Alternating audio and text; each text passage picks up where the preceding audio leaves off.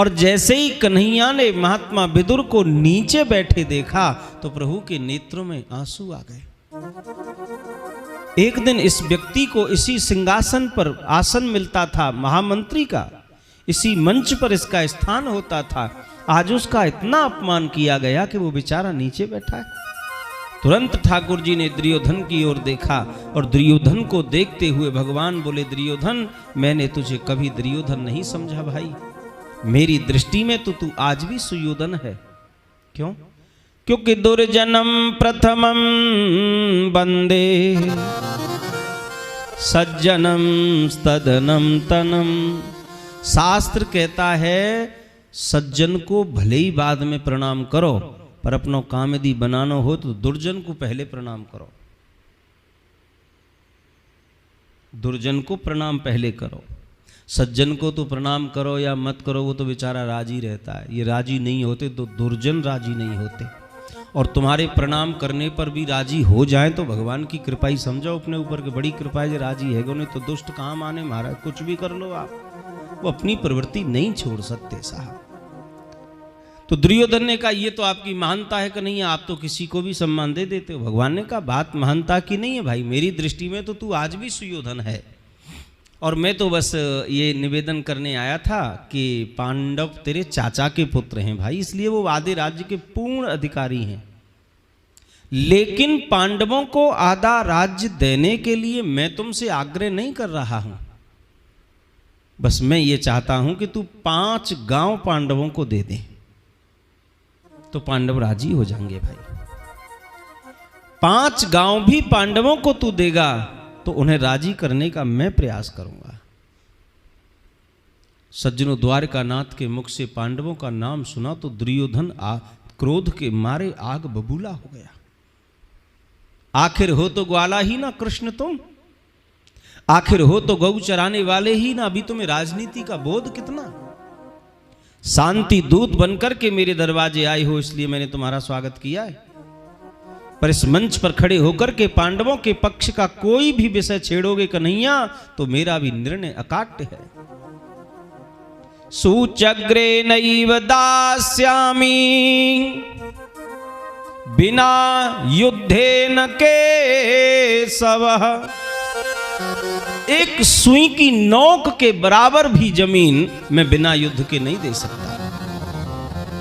पिताजी क्या कहते हैं मुझे मालूम नहीं है, भीष्म पितामह क्या कहते हैं मैं कुछ नहीं जानता, बस मैं तो इतना जानता हूं कि एक सुई की नोक के बराबर भी जमीन उसी को प्राप्त होगी जो पहले युद्ध में विजय को प्राप्त करेगा।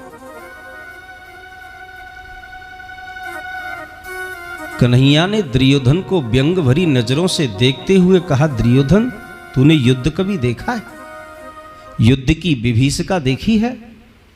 नानी से सुन लिया होगा कहानी में, जब तुम माँ की गोद में दूध पीते होंगे तब तुमने युद्ध की कथाएं सुनी होंगी। हजारों स्त्रियां विधवा हो जाएंगी, लाखों बच्चे अनाथ हो जाएंगे। जिस भूमि को तुम हरी भरी देख रहे हो दुर्योधन, ये वीरों के रक्त से रंगित हो जाएगी, ये पूरी भूमि लाल हो जाएगी।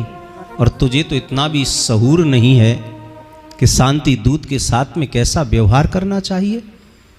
शांति दूत के साथ कैसा व्यवहार तुझे इतना भी मालूम नहीं। बगल में धृतराष्ट्र बैठे थे, सो धृतराष्ट्र ने हाथ पकड़ के दुर्योधन का दबा दिया। दुर्योधन पागल हो गया है तू, भगवान को ऐसे बोल रहा है? भगवान यदि हमारे विपरीत चले गए बेटा तो कभी भी विजय प्राप्त नहीं हो सकती। कुछ भी कर, कैसे भी कर, इनको अपने पक्ष में लेने का प्रयास कर। भाई तू क्या कर रहा है?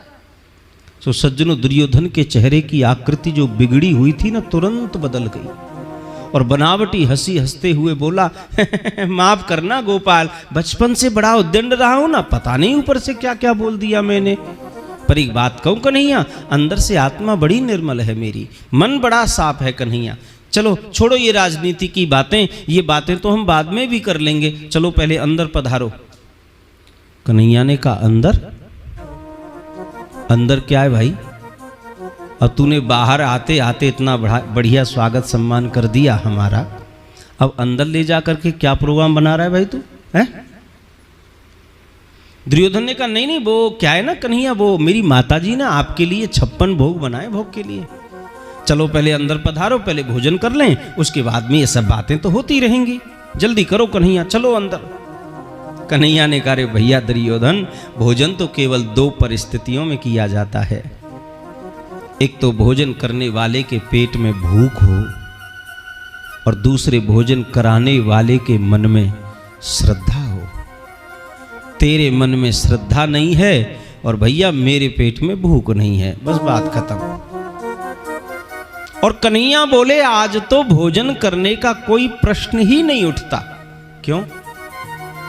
कन्हैया ने कहा, वो क्या है कि वो आज तो विदुर काका के घर मेरा निमंत्रण है।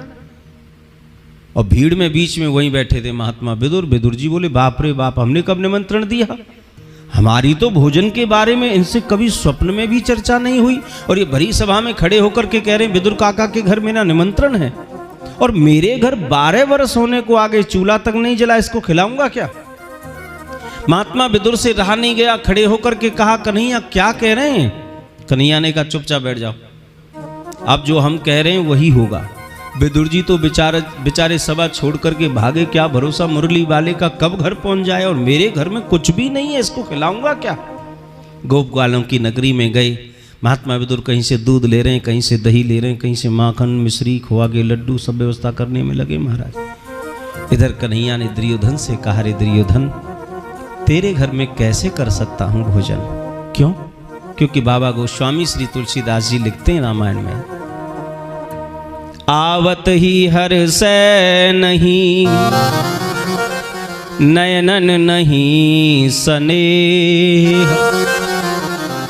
भगवान शंकर भी कहते हैं सती से, यद्यपि विरोध मान जहां कोई, तहां गए कल्याण न होई।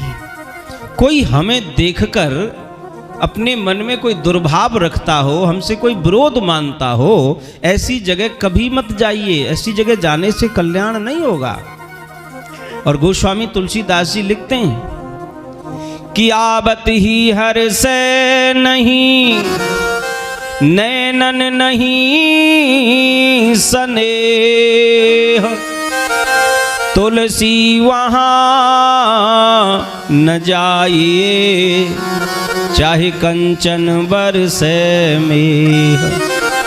तुलसी वहां न जाइए, चाहे कंचन बरसे मेह। सोने की बरसात भी कहीं हो तो ऐसी जगह कभी मत जाओ। उत्तमा मान मिच्छन्ति धनम मानंच मध्यमा। उत्तम कोटि के जो लोग होते हैं भैया, वो धन को नहीं, वो सम्मान को महत्व देते हैं।